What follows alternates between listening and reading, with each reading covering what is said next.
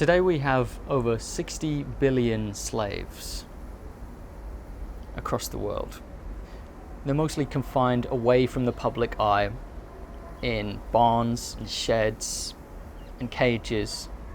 And the first time people really see these slaves up close is when their dismembered body parts arrive on their dinner plate at a restaurant or on the supermarket shelf.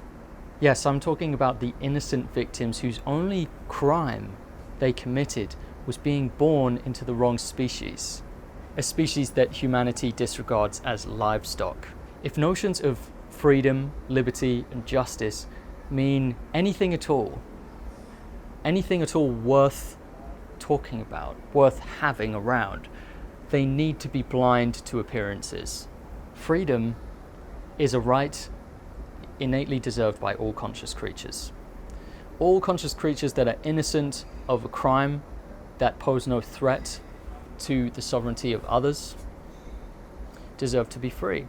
Talking about slavery. It was a choice back then to be an enslaver. It was a choice back then to benefit from human slavery. Just like it is a choice right now whether or not to benefit from the enslavement of animals. Slavery can take many shapes and forms. Slavery doesn't have to just be labor. Slavery can be the buying and selling of living conscious creatures.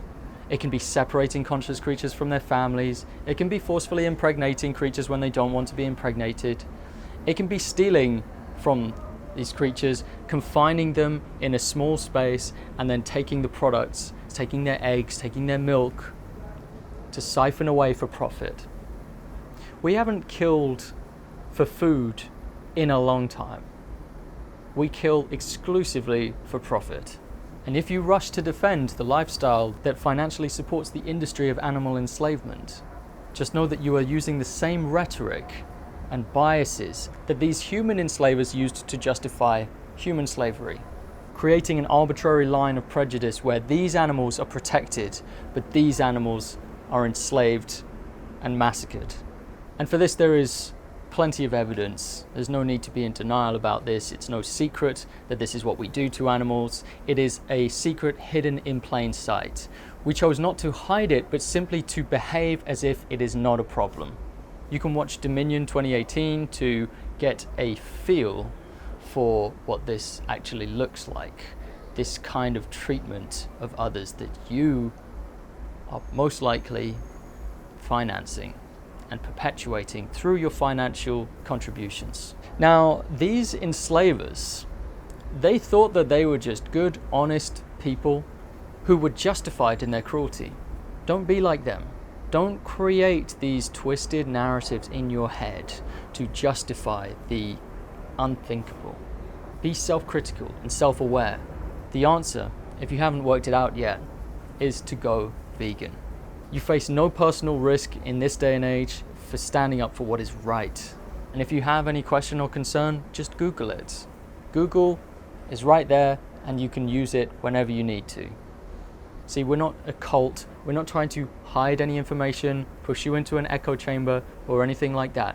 Google is your friend. You can Google any concern you have. If it's something to do with health, you can use the internet to figure this out. And the conclusion you will come to that a vegan diet is perfectly healthy for every stage of life.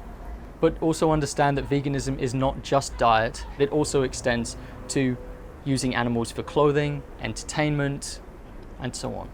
So please don't procrastinate on the issue, and please don't make excuses. The animals are counting on you.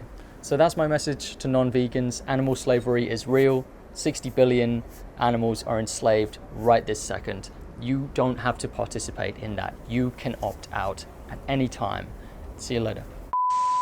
The quote goes, "How happy is the blameless vessel's lot, the world forgetting by the world forgot, eternal sunshine of a spotless mind, each prayer accepted and each wish resigned." I want to be a great, big, huge elephant with a huge trunk like that.